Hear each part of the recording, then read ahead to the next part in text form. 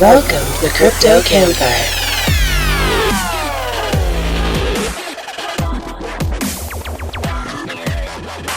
They go up to 11, Mitch and the Professor, featuring special guest, the Crypto Gent.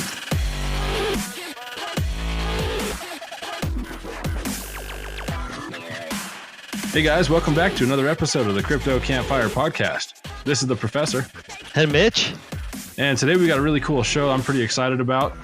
Before we get into that, let's take a look at the crypto news from the Crypto Gent. Thanks, Professor. Hello, Crypto Campfire listeners, and welcome to the cryptocurrency news in a flash with the Crypto Gent. 0xDEX protocol suspended because of vulnerability. Funds are still safe. Georgia, the country, not the state, exempts cryptocurrencies from value-added tax. Japanese authorities have set up a liaison conference tasked with investigating the impact of Facebook's stablecoin on monetary policy and financial stability. Why? Who knows? Please feel free to speculate on the Crypto Campfire Twitter feed. Top risers over the last 24 hours have been V-Systems, DAI, and Ravencoin. That's the cryptocurrency news in a flash. Follow and subscribe at the Crypto Gent, and back to you, Professor. Thanks a lot for the news there, Crypto Gent. You're welcome, Professor. Holy shit, Mitch. He's here. Oh my God. What just happened? He's on the show? What the hell? Wait. I thought he was supposed to disconnect after he does the news. Yeah, so I've decided to stay connected just so I could chat to you guys for a one-off show. I hope that's all right with you guys. Oh, heck yeah. I guess we can handle that. That's great. Oh, I see. Good cop, bad cop here. Yeah. Yeah, you can stay, I guess, you know. I guess. I love it. No, it's awesome to have you on the show, man. We love having your news at the beginning of every episode. And, it was looking like it was going to be hard to get you on because of your schedule. And you got a lot of crazy things happening in your life right now. You've got a baby on the way. For sure, man. Yeah. Right? So how's it going? It's going great, actually. Really good. Yeah, you might actually notice people, as they're listening, they're like, hey, his voice is toned down. That's because I kind of put on a little bit of a voice as a little bit of emphasis onto it as I kind of do the news. But I'm a bit more chilled out as I speak normally. So yeah, that's going really well, man. Thank you. Yeah, as you say, crazy busy. Crypto stuff going on. I've got another Twitter page. We might talk about that later, which is a completely different genre of stuff. And then I've got my full-time job teaching. And then, as you say, yeah, my wife's pregnant, 34 weeks. So yeah, it's getting close to the stage for our first child as well. So pretty busy, man, but really good. That's awesome. That's good to hear. So are you having any luck picking baby names? We've got a few ideas, but I'm a teacher, like I said. So every name that she comes up with, I go, no. I'm afraid to tell you that kid is a little bit of a nightmare. That doesn't work for me. Yeah, it's like, what about this name? Oh yeah, nice name. Apart from the kid's awful, so that doesn't work. Yeah, that's awesome. What about using the name Mitch? Mitch is a great name. Yeah. No. I think Mitch. That would be the Mitch Gent. Or just like Bitcoin or something. Yeah. That would be interesting. Satoshi. Yeah, right. Call your kid Satoshi, the poor bastard. I love it. A boy going through the English school system. What's his name? Satoshi Nakamoto. Yeah, that's his name. It would really work. Yeah. Really that's great. That's perfect. Oh, my God. That would be awesome. He got a big Bitcoin stamped on his birth certificate. We're making changes starting right now. Yeah, exactly. I'd like to see what your wife would have to say about naming your kid Satoshi. Is she into crypto, or are you just kind of on your own? No, man, no, not at all. She wouldn't have a clue what was going on. She'd be like, Satoshi? No, it's not Japanese. We're not naming it that. So she wouldn't get it at all. She knows of Bitcoin. She knows that I've invested. It's not the joint money I'm investing. It's kind of like a little bit left over from my wages. Put that aside. I invest it. And she knows that it's not. She knows a little bit. She knows what Bitcoin is. I think back a couple of years ago, I was talking XRP. She knows what that is. She'll be like, "How's the ripples doing?" Yeah, the ripples. They're doing all right, love. Yeah, the ripples. Yeah. So there's actually a better chance of her agreeing with the name Mitch. Sorry, I couldn't resist. Like, what do you think about this? So you don't like Satoshi? What do you think about Mitch as a name? Yeah. See what she said. It might slide. It works better for a baby name than the professor, though, if we're honest. So, Right. Or if it's a girl, you could call her Michella.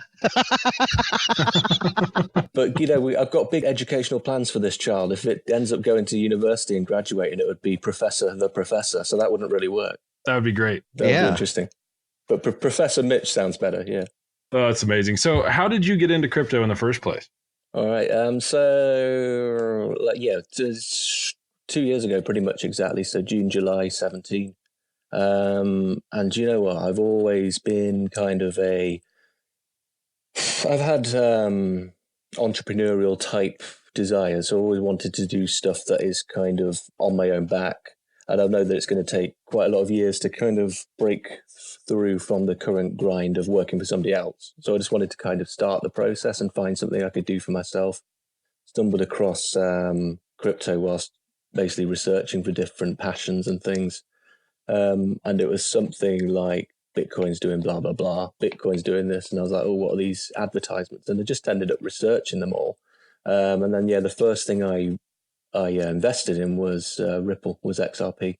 And I just left it for a bit. So I chucked in, I think, £50 or something. And I think 2 years ago, but the only one for British customers to use that was any good was like GateHub, and that was a pile of, steaming turd.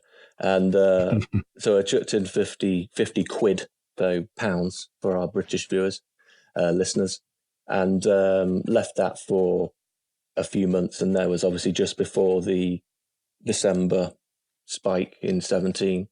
And it hit to about 850 quid's worth. So it had obviously 17 times my money. So at that point, I was like, right, I'm getting into this crypto thing. I'm going to research them all. I'm going to see which one I'm going to buy next. And obviously thinking that everything that I touched would turn to gold. And then started, creating content off the back of Twitter profile after I realized that crypto Twitter was a real big thing. And that everybody kind of uses that as a research tool as well as like a place to go and shitpost and talk a load of crap about each other. And then I thought it was pretty interesting. And then I kind of invested in loads of other coins with some of the profits, if you like, from the XRP investment initially, and kind of cashed out a couple of times along the way. And then at the moment, I'd probably describe myself, maybe at the moment, interestingly, I'm probably more of as close to a Bitcoin maximalist as you could get, probably. The only thing is I've not invested in anything other than Bitcoin at the moment. The only thing is I'm open to it. So that's probably the difference between me and a Bitcoin maximalist at the moment. Yeah. Sure. Cool. So, okay, since we're talking about that, what are your thoughts on the Libra token? What's your concern for the impact in either a pro or a con? Well, pro, I think the biggest pro is going to be it's going to bring in so many people, isn't it? There's going to be so many Americans, Britons, Indians, Chinese, all the big countries that are on Facebook are going to see it, and they're going to, hopefully, I think they'll probably research into Bitcoin and probably a few others off the back of it. The obvious con will be that it might monopolize the whole currency space, the whole cryptocurrency space. And therefore, everybody goes, oh, no, let's not bother with this. Facebook coin is the only way. And therefore, everything else starts crashing and whatnot. And people stop researching into all the other ones. But it could be a good thing because it might make all the crappy alts go to nothing. And I don't know. It's going to be an interesting one. But let's wait and see, really, won't we, I guess? But well, it doesn't sound like the American government's too quick to let it happen. So, and because it's a centralized thing, that's one of the downsides that they have to face is that they might not be allowed to do it. That's the funny part, because with cryptocurrencies being decentralized, who's the government going to say you have to stop? You know? Yeah, but this is true. But with Libra, they could just say, "Oh no, you're done," and they're done. That's true. So, and obviously you've got Trump tweeting a couple of days ago. Oh yeah, that was great. Who's clearly not in favor of it. But what do you expect? I mean, it kind of like, what do you expect? I mean, I bet there's a load of youngsters on there who are kind of like, old man at his computer. What does he think he knows? Right. But I mean, that's what I'm afraid they think of me. The old man and his computer. How does this thing work? I've said 10 times it's not doing anything. Yeah. But, he's got advisors. He's not just him, is it? He's got advisors. He's got the people around him telling him what to put. They're thinking about it. I don't actually think he does on Twitter. Well, yeah, some of the things he put, yeah. Some of the shit that comes out of his mouth, it's like, really? I think there's 2 or 3 times I've commented on that post. Keep going back to it and going, no, I've got to correct this. No, I'm going back again to write something else. What's this? No. So I've been back on, I've commented 3 different things on there because I've had to keep rechecking it. Did he say what? The nonsense. So a couple of things. Yeah, and the funny thing when it comes to Trump is I'm neither like all pro Trump and I'm neither all negative Trump either. I think there's a lot of pros and cons to the guy, but some of the stuff that he speaks, it's like, wow, where did that come from? But on the other hand, there's a lot of positives. So I'm not gonna, sit there and slam him or beat him, pick him up in any regard. I think he's doing a great job in some areas, and I think he's failing in others. And I think one of the biggest things he fails in is his communication to people. I think that's one of his weaker sides. But that's my opinion. So I'm going to keep politics out of this, and we're going to move past that because I hate politics. We're going down politics rabbit holes. We're not. No, we're not. No. So, I think the biggest thing is it really just shows you, though, how scared governments are of the potentials of cryptocurrencies in the wrong hands. And yes, there's so much potential with the Libra token for what it's going for. And it's not necessarily a bad thing for crypto. I mean, it's going to pull some market share away from some of the actual currency forms of cryptocurrencies, Bitcoin and Litecoin and things like that. But like the gent said, there's just going to be so much more awareness to cryptocurrencies in general because of this. But I think long term is where we start to see the major effects. So first off, we're going to get a big wave of new people that are just either learning about it or finally feel comfortable enough because Facebook's doing it, so it must be okay, that they're going to look into this. Right. Yeah, that's true. That's true. But down the road, 5-10 years, when you have a currency that at that point could be fairly globally used, run by a collection of massive entities, is pretty crazy, more or less. There's some scary implications. Sounds like a system we might already have, yeah. Just a new one of the same thing, right? Yeah. Shift of power. So, guys, since we're kind of on this topic, and I don't mean to interrupt you, but since we're kind of on this topic, then when it comes to cryptocurrencies being a currency, and the president saying that he didn't think or believe that crypto is a currency. Now, I actually took a snapshot of the definition of a currency, and I put it in my tweet response to him and said, something in the regards of, for someone that doesn't support fake news, but yet you're not spewing truth, as the fact that it is a currency by definition and it is spent and used as currency, how can it not be a currency? And that was kind of my response to him, is like, we spend it. So you can't spend a stock, you can't spend Forex trading, that they do where they're trading futures and when they're trading monies and currencies, right? In that regard, you can't go to your Forex account and say, I want to use this to go buy something. You can't go to your stock account, stock holdings, and say, I want to use that stock to buy an Apple product. You can't do that, but you can do it with cryptocurrency. So how is it not a currency? That was my question, and that's my stance on the whole thing. And that's a full stop. Yeah.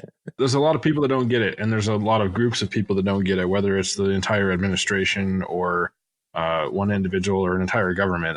A lot of people are still, like, technology is still fresh to a lot of these people, and there's different ones, like Mitch, you're still somewhat fresh to tech, but you're open-minded and willing to absorb what's happening and look into the new stuff. But then there's a lot of people that they don't like change, and they like their dollar, and they like their comfortable system, and all they want is for things to stay the same until they die. And so there's always going to be people like that. Yeah. There's, it's hard. Right. It sucks, but they're afraid of change is basically all it is.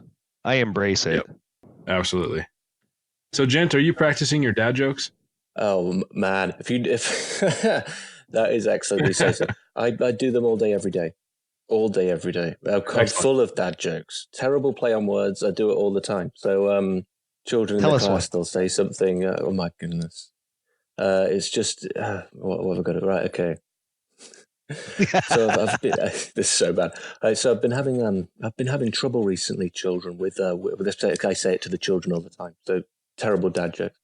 I've been having trouble with wind at the moment. So I went to the doctor. Said, "Doctor, you got anything for wind?" He gave me a kite. That's great. I love dad jokes. Only a dad would get that, actually. Yeah. Straight. I'm telling these to 8-year-olds. So we've got 2 or 3 that are like, ha, very funny. And then you got 20 odd going, what? Terrible joke. You're awful. So, yeah, that's great. I practice it all the time, and I love it. I feed off the silence. That's what I probably like the most, is the dead silence. Yeah, it's great. The tumbleweed. Professor, what's your favorite dad joke? See, with me, I know when I make a dad joke, it's usually a response to somebody's statement. Somebody will say something, and I'll have a stupid response to it, or a pun, or a comeback. Yeah, that's the same. Like, I don't know if I have any specific like ones I can think of. Laffy Taffy rappers. I mean, 90% of those would be every dad joke that I could make would be on a Laffy Taffy rapper. You know, I think I just channel those indirectly, whether I know it or not. I just mentioned for the British listeners, that's penguin bars.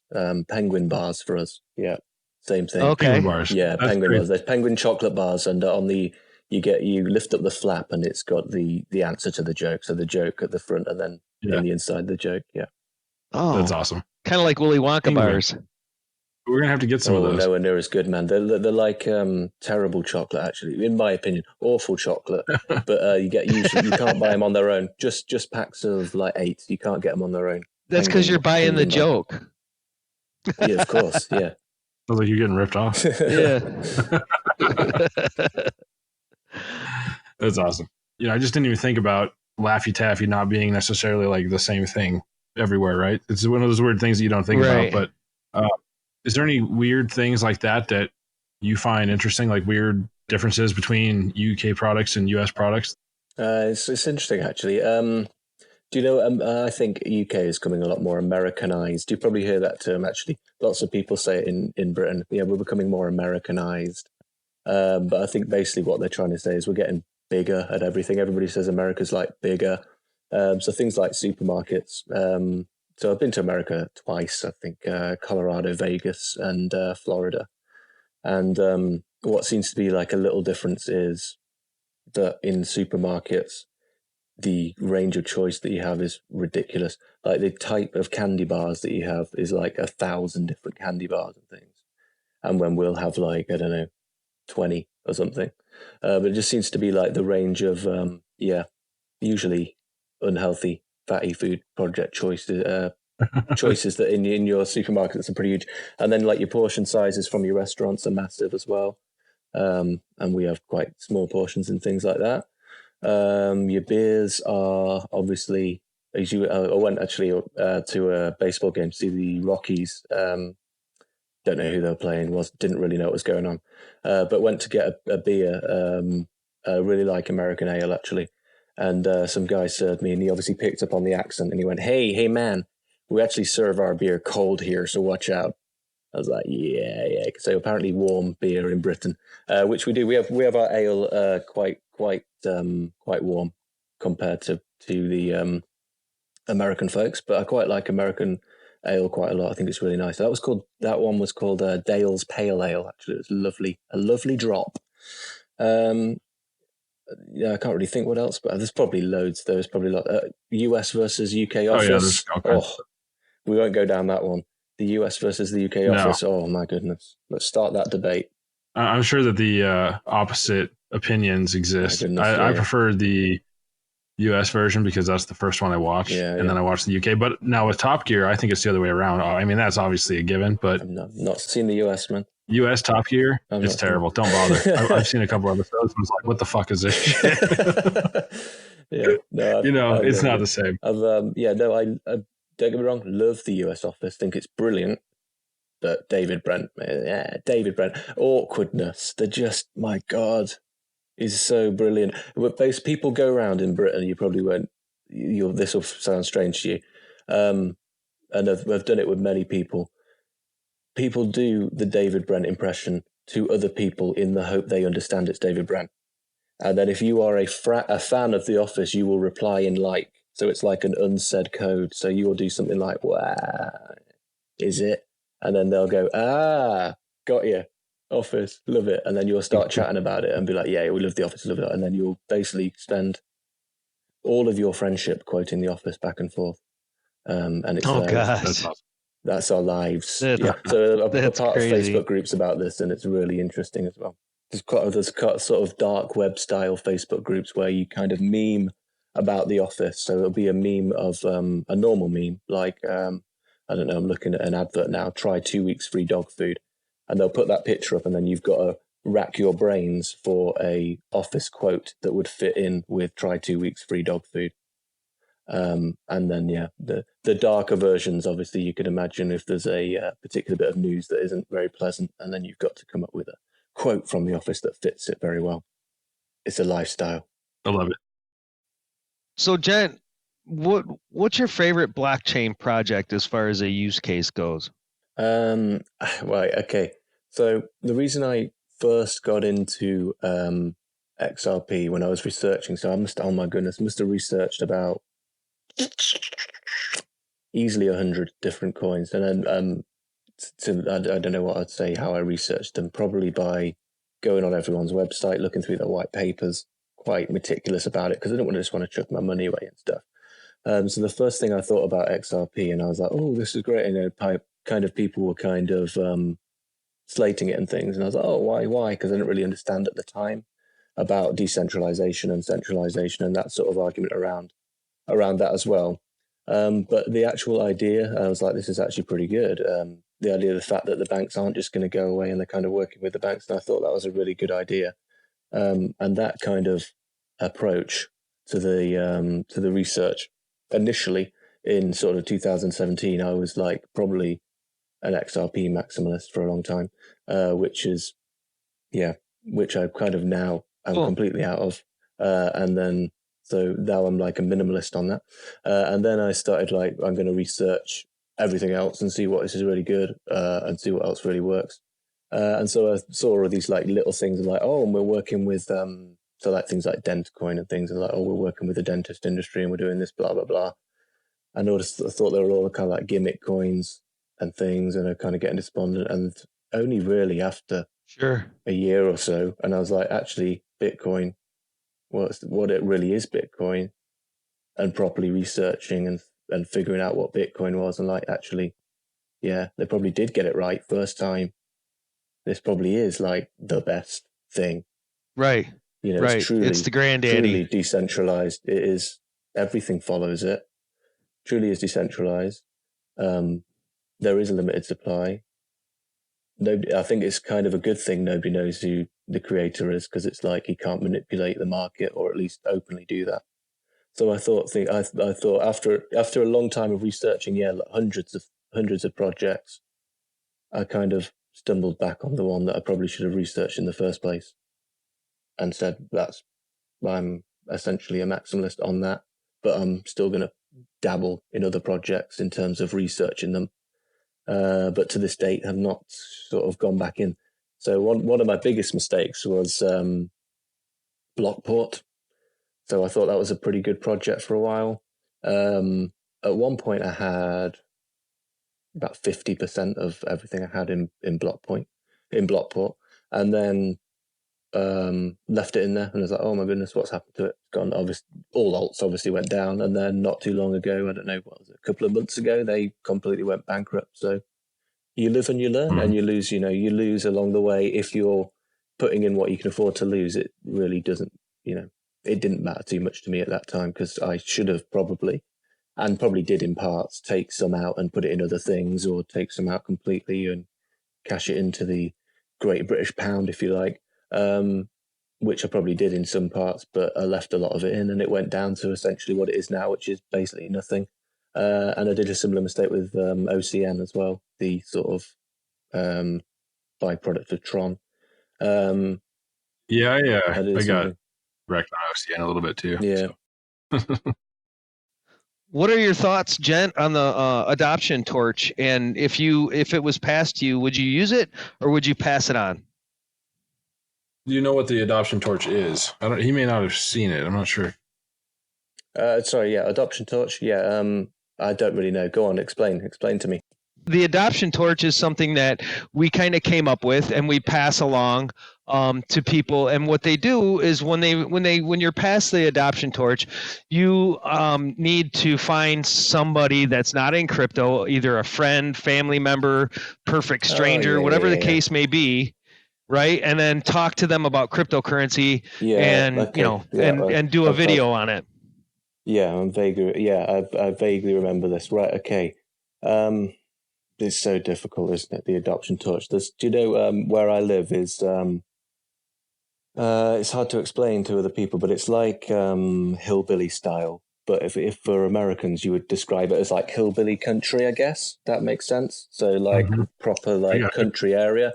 But like posh. So in England, it's like a posh area, but in America, you'd probably call it hillbilly. So it's like posh hillbillies. So they're really stuck in their ways. They're really old school. They're really farmery, but they've got loads of money and they're really quite posh about stuff. And they're really stuck in their ways. So for me, it would be like, I'm going to try and get somebody into crypto. And the person I'm trying to get into it is a 70-year-old farmer who has lived in this area all his life, who doesn't like change and wants to stay exactly as he is. So it's a really difficult thing. And actually, I kind of got to the stage where I was like, I'm not even going to try. In real life, I'm not even going to try anymore. If people are interested, I'll mention, I've got this page and it's called the Crypto Gent and it's really cool. And I do this and I make content and so on and so forth. But if it never props up naturally, I don't really mention it for the reason of you get 100 questions from generally people who can't even really turn a computer on. So, yeah, I hope that makes sense. Yeah, I mean, there's all kinds of different people out there when you're trying to spread the adoption, and you usually get not such a positive response, whether it's either just straight up ignored because they think you're trying to sell them something, or they think Bitcoin is a scam, or whatever it is. Usually the reception isn't so great. So it's like you say, it's a difficult thing to do, and you get laughed at a lot, but it's fun. Just, I don't know if you saw on my Twitter the other day, my wife and I were sitting here at home and we were going to order a pizza. And I thought, I'm just going to ask them just for shits and giggles if they take crypto, So I called them up. I asked, do you guys take Bitcoin? And the kid says, no. And I was like, well, shit, are you guys planning on taking it anytime soon? And he comes back with, well, no, but I'll take it. And at first I, thought he was just kind of being a smart ass. And then it turns out he was actually serious. Yeah. So I ended up being able to, he's texted me his wallet address. I sent him some Litecoin and he sent me some pizza and hot wings. So that's cool. You never know. Sometimes if you ask, yeah, man, that's cool. Yeah. It was crazy. No, I don't know. I don't think I know. So I do live near, about 15 minutes from a city. So Lincoln. I'd be surprised if anyone in on the listeners is sort of aware of Lincoln, but it's just kind of a small, country area. But Lincoln, the city centre, is about 100,000 people. Cathedral castle, that sort of thing. And I don't think I know of any place that accepts cryptocurrency of any form in the whole city. So it's but then would you advertise it? I don't know. So maybe they have their personal accounts, but they don't have it set up for the business. You never know. You don't know. Yeah, kind of makes you wonder. Yeah, it does. It's kind of the same around here too. I live in Montana, which is, a lot of people assume that we still ride horses and don't have computers. But it's kind of like that, where it's still a really small place. The town I live in is about 40,000 people. So, but there's a big college here. Montana State University is here in town, so we've got a lot of college kids. But I've only met literally 3 people in town that I've talked to that even have ever touched any sort of cryptocurrency. So I understand the same thing. Like there's no Bitcoin ATMs here. The closest Bitcoin ATM is like 200 miles away. Nobody takes crypto at all. except for apparently this one kid that works at the pizza joint, which I was so happy. He's like, yeah, just save me in your phone. And anytime you need pizza. Yeah, exactly. He's like, anytime you need pizza, just text me and pay me with Litecoin. He's like, I'm filling my bags all the time. So I'll take every opportunity I can get. That's great. I was like, all right, man. So I got the hookup for Litecoin pizzas, but yeah, awesome. No, that's really cool. Yeah, no, like you say, yeah, we're probably similar. I mean, yeah, London's probably, what about, under 200 miles away probably, but yeah, they'll have quite a few Bitcoin ATMs and things. I think there's a few in sort of Newcastle, Birmingham areas, similar amount of time away from us, about 2.5 hour drive, something like that. So yeah, it's a fair way to go for something like that. But it's time. It's time. Evolution. It'll happen eventually. It takes time, doesn't it? Some things. Yeah, that's just it. It's all a matter of time and all about spreading the word and trying to push adoption. And it's like you say, it's all the time. It's just a matter of people becoming more comfortable. People even learning about it. Yeah. All they hear right now is what's on the news. So it's no surprise they have a negative opinion on it. Or yeah, exactly. Yeah. Yeah, but there's been like a handful of people of similar age to me who have kind of invested that I'm aware of, and they all got in around the December area of 17, when it was big on the news and everything, and then they either got burned or they just left it and kind of forgot about it. So they'll probably have a negative experience of it now, and then now they'll probably be either averse to it, or they'll kind of be going around sort of slating it wherever they go. So it's we have to kind of wait till the next round, really. Almost, it's kind of like that, isn't it? The next bull. Yeah, the social activity really ties into the market activity almost exactly. Yeah. When Twitter is crazy, the market's crazy, right? And it's the other way around, really. When the market's crazy, Twitter becomes crazy, etc. Yeah. And when the market crashes, Twitter gets quiet. And so we're coming out of the end of that, but we've still got a ways to go. It's going to go back down. It's going to chill out, I think, until the end of the year. And I think the biggest call is when I get a DM on Facebook, something I very rarely use, and somebody goes, "All right, mate, what should I be invested in?" And then I'm like, "All right, it's bull time." It's time because nobody even goes on Facebook. I've got like 150 whatever they're called, fans or something, and I can remember what was this guy's name? It was like he had like a comical name like Chris Beer or something. And Chris Beer had messaged me in December of 2017 saying, "Wait, mate, where do I put my money next?" It's like, I'm not going to advise you. I don't want to tell you what's going to. I don't know what's going to happen next, my friend. But yeah, thank you for the inbox and clarifying that we're in a bull run now. Yeah, exactly. And then essentially no DMs since then, pretty much. So when a new DM comes in, I'm like, yep, it's time. It's time. Sweet. So can we go ahead and work on programming a bot that will pay attention to your Facebook DMs? And as soon as you get one, I do sometimes. I've started it. What I've done is, so obviously trying to push Facebook and Twitter and everything really as much as I can, because you spend time on content, you want people to see it, don't you? Really, that's the honest truth about it. I've done put my videos and things through Facebook every so often, and I've contacted a guy who runs I think it's called just cryptocurrency. Actually, I think it's just the group called Cryptocurrency. It's got something like 100,000 followers, something really huge, and he's let a couple of my tweets go. Tweets, not Twitter. A couple of my posts on Facebook go onto their page, and so it went from 0 engagements, 0 likes, 0 blah blah blah, to something like 4,000 with just because he let one post go through. And it's like, 4,000 views.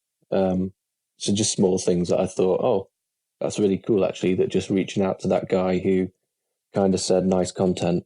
I run a Facebook group. Just reaching out to him and saying, can you put this on? And he goes, yeah, that's fine. And then actually 4,000 people now have seen that who otherwise wouldn't have seen it, and now actually get to learn a little bit about, well, I suppose cryptocurrency news today. So that's quite cool. Yeah, definitely. It's awesome. I always loved that about the crypto space is there's so many people who are willing to acknowledge good content Yes. Yeah. and help spread the word, and help share it with their people. So it's not so exclusively. It doesn't feel so exclusive. Like every other industry I've been involved in, the people who are important in that industry, it's like they don't want anything to do with anybody else. They just want to be at the top of their podium and have it all. But here, everybody's so humble. I mean, there's exceptions, but for the most part, everybody's so humble and willing to just talk to you and let you in to either their community or share you with theirs. So it's very cool. Yeah, it's true. And you need that as well if you're starting off from pretty much nothing and you're putting out something and one or two people are seeing it. You kind of need somebody to kind of go, oh, you know what? That's brilliant. I'll help you out. Here you go. Put a retweet out for you or something. And I really enjoyed that. I think that'll be valuable to my follower base or something, which I do for other people as well, because I think people want to see their content. If it's good, why not? And feedback, I think, is really key. That's one thing that I've been really loving and also kind of hating almost about this podcast is like we're getting a lot of feedback, but it's, we've gotten a lot of good feedback. And I'm like waiting for that negative feedback. Like, what do we need to work on or what do we need to change? And so like, it's a really good thing to have feedback, whether it's constructive feedback or positive feedback so that you can kind of continue to grow and evolve your content moving forward. Yeah, sure. And it's subjective, isn't it? Some people might want to hear something different to what other people want to hear. So you kind of got to go with the majority. And it's doing so well. The Crypto Campfire podcast is doing so well. And, I've listened in a few times to the, I listened to the episode with the Verge creator whose name escapes me. And Justin Vendetta. That's the one. And the McAfee's, both the McAfee ones as well. And I think lots of people who probably didn't know anything about the podcast as well, or didn't know anything about crypto, would probably still have listened to the McAfee ones because obviously John's such a big name as well. So, and Janice. Yeah, we get a lot of extra exposure from some of those bigger guests like that. Yeah. The most viewed episode we had was the very first McAfee episode. Yeah. And John retweeted that, so just the amount of exposure from that was insane. Yeah, of course. Yeah. All the rest of them have been about the same. And then with the Justin Vendetta one, he actually got more engagement on that podcast than the second McAfee episode did. Yeah. So because of the Verge community is exactly. Yeah. Yeah, it's crazy. It's a crazy community. I remember that from the beginning too. Like XRP is kind of the same way, but they have that huge, really powerful community that's like, they're so dead set. Like this is their coin, and they are really loyal to it. Yeah, it was interesting. It was interesting to hear Justin Vendetta say as well about that he's not just purely. Obviously, he is Verge through and through, but he's not purely Verge as the only coin. He's dabbled in other things as well, in other coins. Whereas I think with XRP investors, a lot of them seem to be very much XRP, and that's it. XRP, the standard, if you like. Yeah, that's definitely one thing I've noticed is a lot of them are not as open to other tokens, if you will. It seems to be, which is really strange. I don't really understand why there can't be others as well as XRP, if you believe in it. Why there can't be Bitcoin as well, for example, or whatever, Litecoin or whatever. Right. Well, that's one thing that we talk about on the show quite a bit is everything has a different use case. Yeah.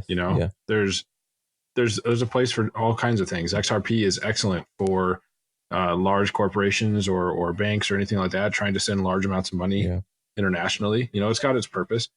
Bitcoin is awesome for the everyday person, or for trying to store large amounts of money for long periods, or any of that stuff.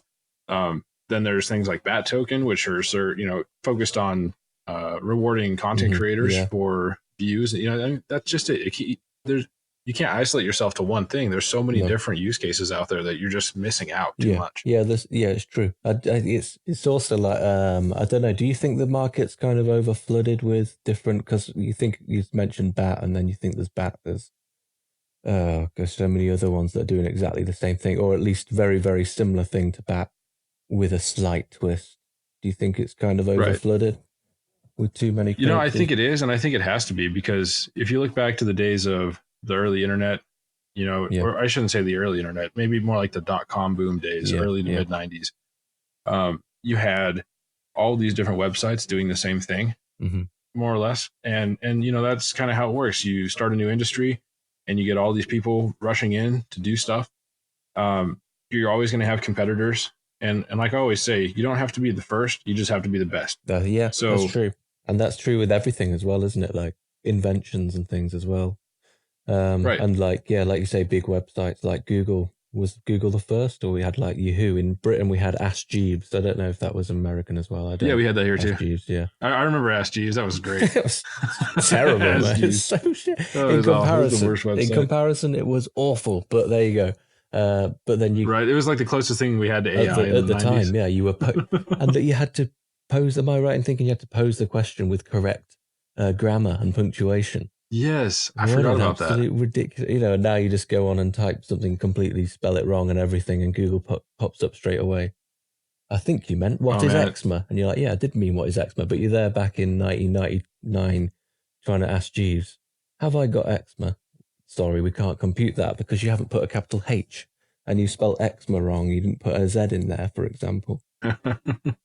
Exactly. We've come so far. Yeah. It's insane. Yeah.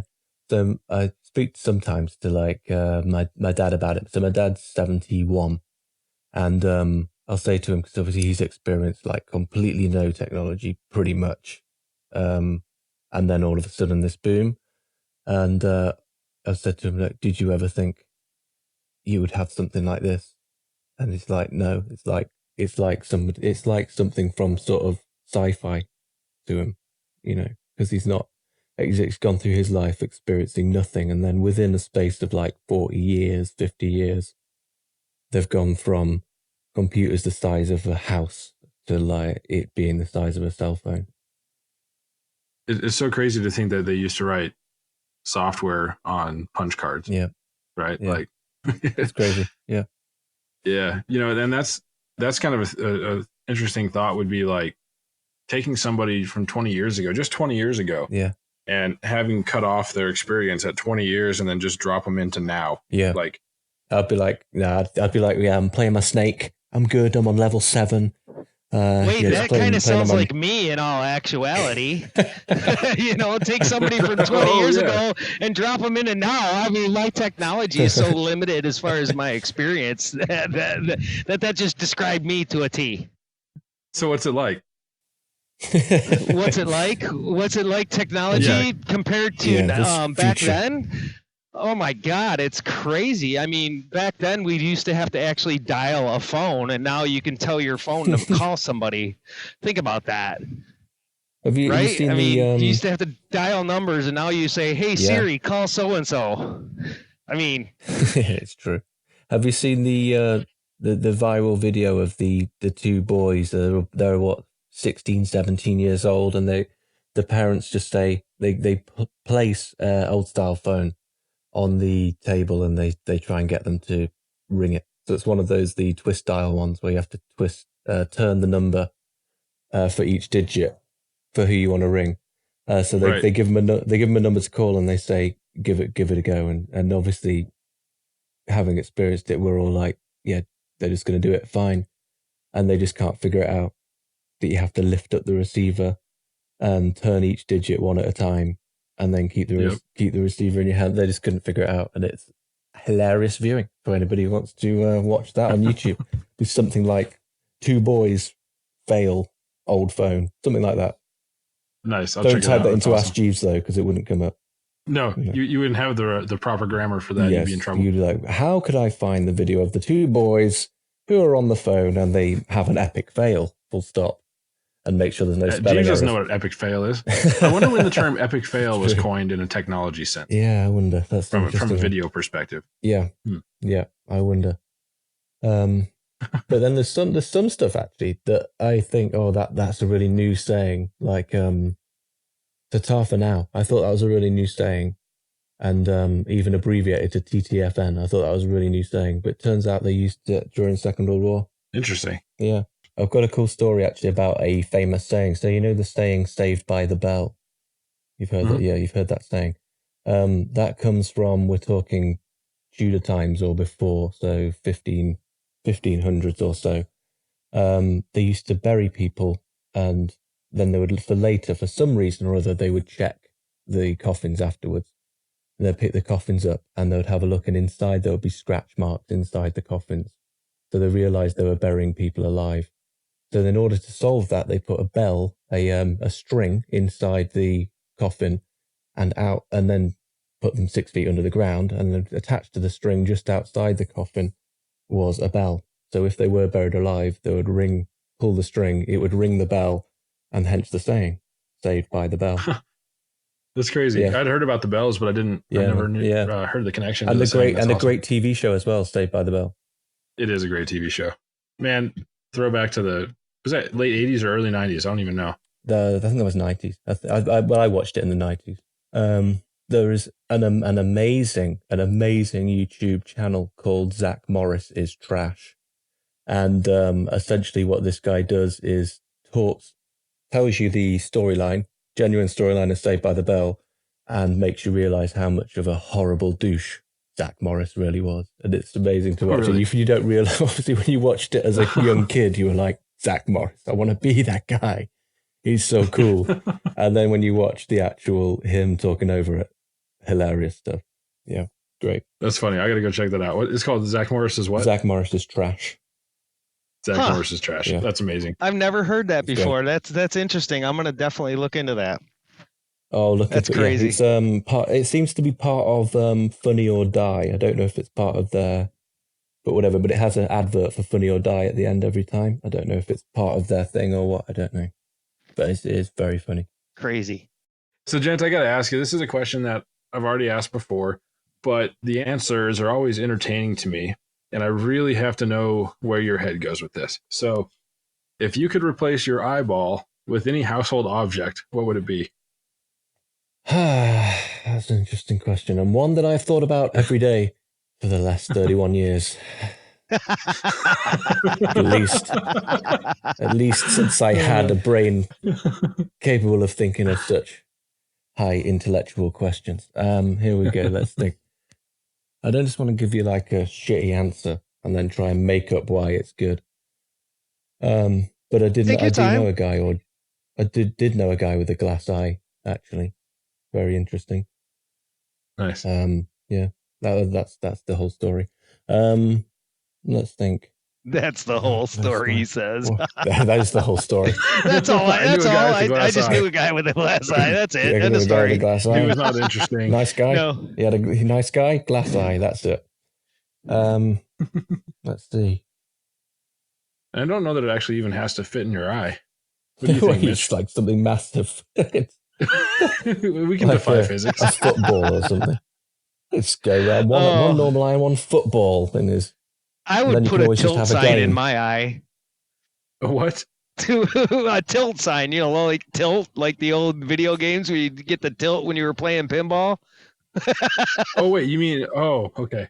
See, we had an arcade called Tilt. The company name was Tilt. Nice. In the mall back when I was a kid. So, but you said tilt sign. That was the first thing I thought of. So I guess we're kind of on the same path. Right. That's what I would probably do. I mean, that's a tough question. It really is, all the way around. It is really. My answer before was a peephole, so it gives you different perspectives when you look through it. Are we using some sort of magic here where you can actually see through whatever object you put in your eye, or is it just? Sure, it could be laser vision. It could be anything. Stuff as we go along. Yeah. So it could be like I've got one of these whole huge gym balls in front of me. I could just have that and have like amazing vision because I'll have an eye like the size of someone's leg. Yeah. And if nothing else, it would be a great conversation piece. Yeah. Oh, what do you mean? Yes, just one of my huge eyes. Yeah. Conjunctivitis, I think maybe it'll go down in a couple of weeks. But my original thought was like a football or something, because then you could just whap it out and have a game. It's like, there you go. Just put your eye out and let's have a game of football. Can't see out of it, but might as well have a game of football. That'd give a new twist to the game of dice, wouldn't it? Everybody pulls their eye out and throws a dice. Snake eyes. See, there was a stupid dad There we joke go. right Dad there. jokes. Never Perfect. say dad jokes are stupid again. Dad jokes, man. That was amazing. Well done. You got that before I could. That's awesome, man. Man, we got to do this again. We have to find more time at some point. I know you're busy. I know for you sure, got all kinds of shit going on, but we'll have to find some time to get you on here again. Oh, yeah, definitely, man. It's It's cool. been an amazing night. It's great Oh, to my just chat gosh. to people, isn't it?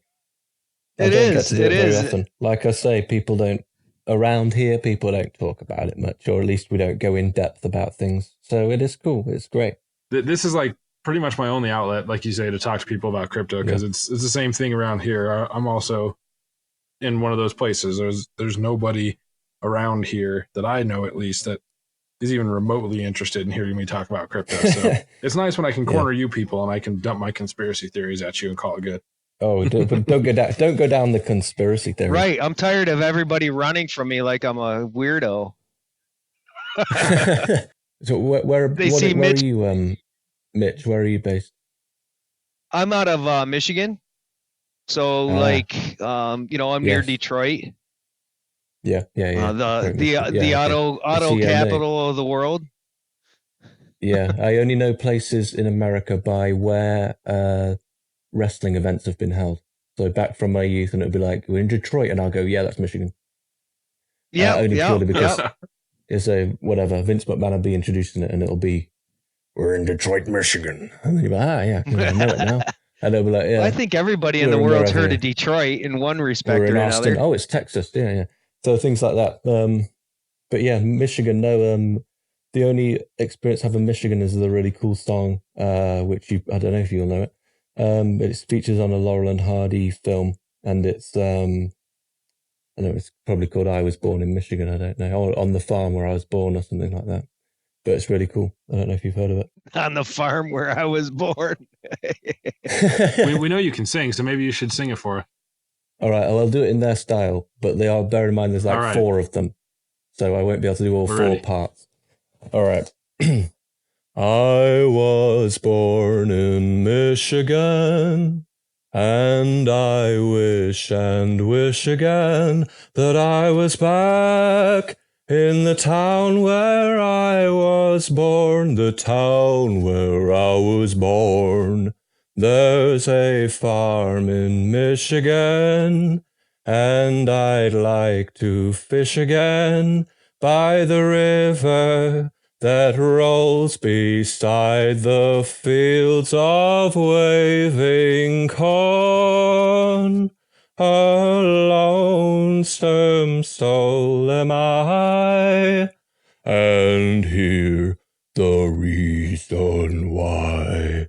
I want to go back, I want to go back, I want to go back to the farm. I miss the rooster, the one that used to wake me up at 4 a.m. for early hour. I think your great big city's very pretty. Nevertheless, I want to be there, I want to see there a certain someone full of charm. And that's why I wish again that I was in Michigan, down on the farm, down on the farm. Oh my gosh, that was amazing. Beautiful.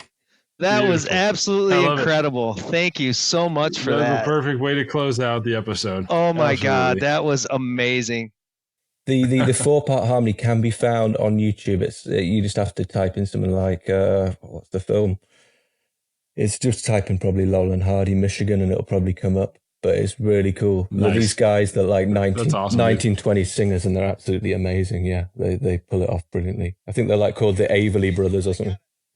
I gotta say this: if my daughter listens to this podcast, she will actually die. My daughter is a vocal and instrumental major in college, and she teaches choir and band. Yeah. So she would just, oh my gosh, I can't wait to let her hear this. She's gonna be. That awesome, was man. awesome, dude. That was really awesome. So At school, yeah, because obviously I'm a primary school teacher, so elementary school, I guess you guys call it.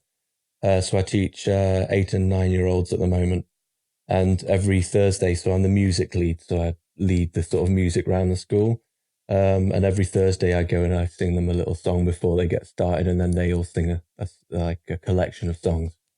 And it's really cool. So I just be really silly with it, and sometimes do sort of really high pitch, and sometimes do really deep, and it's just really cool. Just love practicing it. It's great. Man, that was awesome. Man. I love it. Heck yeah. So Gent, thanks again for coming on the show, buddy. This was awesome. I apologize for how kind of chaotic it was for me on my end, but I think we pulled it off, and I think at the end I'm really excited about listening to it simply because I missed half of it. But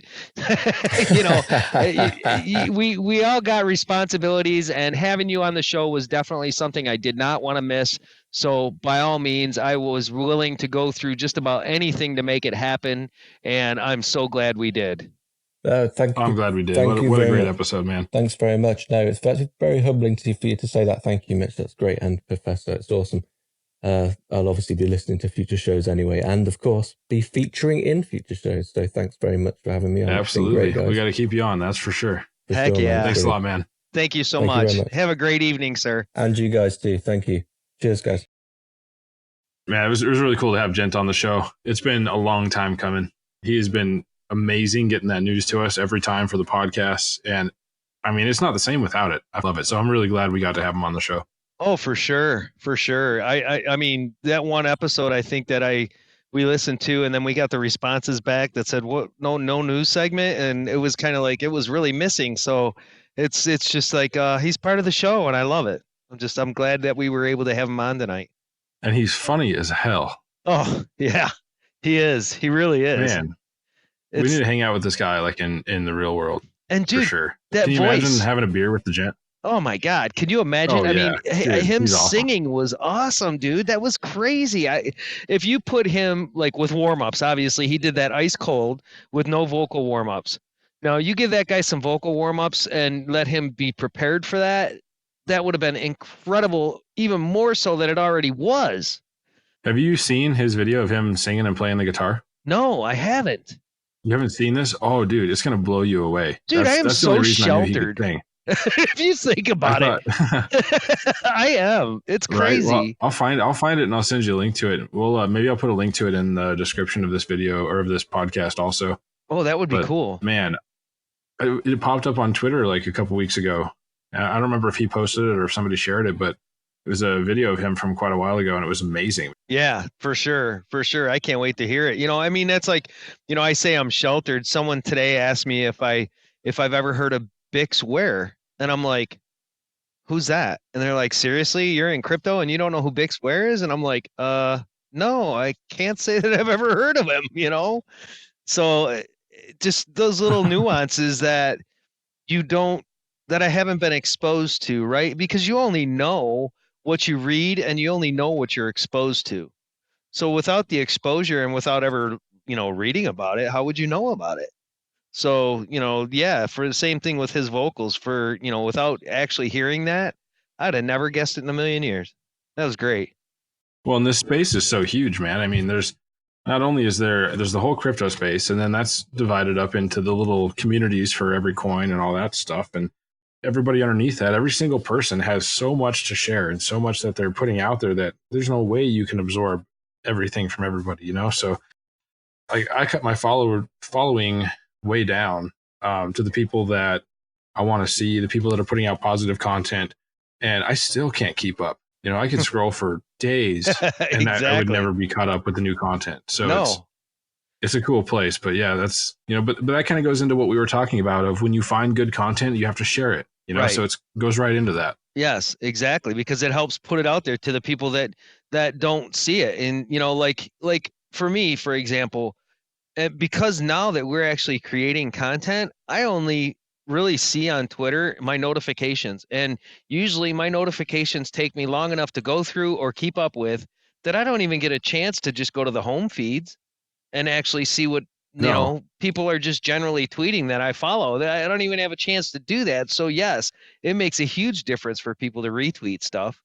and like just reaching out to your friends and letting them know of things that you found, and share your experiences with them. And if you found some video that you were impressed by, share it and get that content out there. And if you like this podcast, share it and get the content out there. And if you have somebody who's educating you or helping provide positive services for the community, share it and get it out there and just let everybody know where to find it. So it's we got to keep building that community. It's just as important as asking people if they accept Bitcoin. Right. Because without the exposure, people don't know. Without the exposure, if nobody was ever exposed to somebody saying, hey, the Crypto Campfire, or hey, Bixware, or hey, the Crypto Gent, if you weren't ever exposed to that, you would never even think to have seen it or look for it. So that exposure via retweets, via likes, all that stuff makes a huge difference, I'm finding.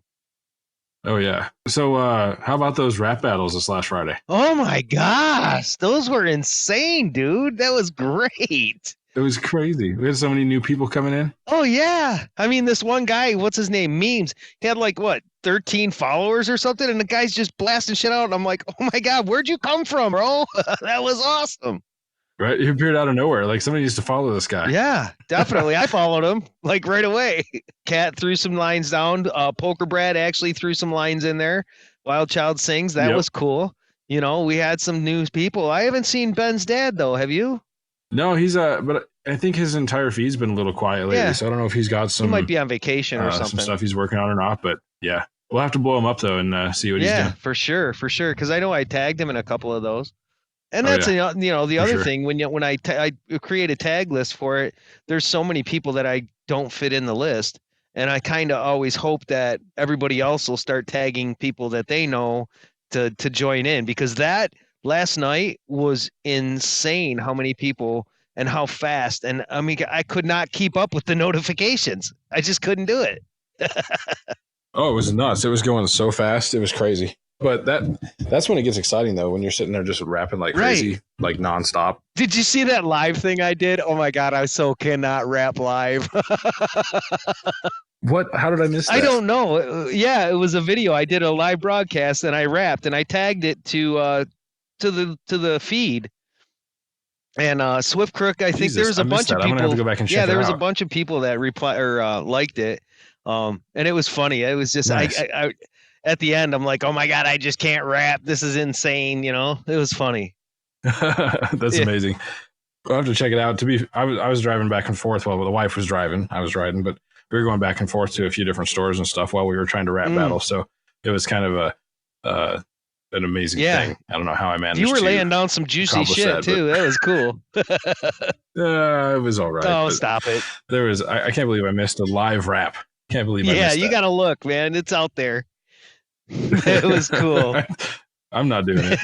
Nope. I just got, everyone's like, go live. So I was like, piss on it, so I was like, I give it a shot. And, perfect. That's awesome, man. Because the stuff's got to come to you so fast to be able to keep it smooth, and you're going totally impromptu. So it's not like you had a chance to write something down and you're reading from it. You're just like, it's got to come to you quick. Yeah, there's no backspace. No, exactly. And so that was pretty crazy, but I think I did all right. It was great. It was fun. How's that? That's a better word for it. The fact that you did it, that counts. You get points for that. There you go. I get trial points. You get points for that. Hell yeah. So what a crazy weekend. Awesome, what an absolutely amazing week. I want to end on this. Our week has just been a total 180-degree turn from last week. Would you not agree with that? Oh, yeah. I mean, with the whole... Well, we went from like total uncertainty of where we were headed with our other project to finally having kind of a clear path of how things are going to go. So now we've got a few steps to get through still. And as soon as that's done, then we can get back to building. But the momentum has just grown so much in the last week from it. Oh, and the support from the community is just blowing me away. That's more or less what I was referring to. I just, I want to say to all the community members that are listening from the No Bullshit Crypto, thank you guys from the bottom of my heart. I really mean this with everything I have. Without you guys, we wouldn't be coming back to that project. We wouldn't even be considering taking it over. It was because of the, oh my God, crazy support that you guys threw our way that we actually decided to take this on. So it's all you. It's totally all you guys. If it wasn't for that, we would not be doing it. Trust me. So I had to put that out there. Thank you. Absolutely. It means so much to us. Like, it's a stressful time, and it was kind of a hard decision for us to make, but we truly believe in where this project is going and what it stands for. So, we hit some speed bumps along the road, but this is such a really great thing that needs to happen. So I just can't wait to be able to start putting time into it again. Exactly. So guys, all that stuff being said, thank you so much for coming and listening to the podcast. We appreciate it. We appreciate all the support and all the likes we see on the YouTube channel, and the subscriptions there are pretty crazy and pretty amazing. Our following count, oh my God, our followers are getting up there, which means that it's getting out to more people, which is even more awesome because that's our goal, right? To get this out to people and have everybody be able to enjoy it. And thank you. I'm so glad that you guys are enjoying this. And, all right, enough of that bullshit. Whatever. Okay, Mitch, come on. Quit, getting all emotional and shit. Guys, thank you. We hope you have a great evening. If you get a chance and you feel like it, throw a tip log on the Campfire. It's going to help us be able to keep spreading adoption and to move forward with our big United States and world tour that we want to do. And it's all for you guys, man. It really is. At the end of the day, it's all about the community. So thank you so much for your support. We love you guys. Have a great one. Mitch out. Catch y'all later. Peace.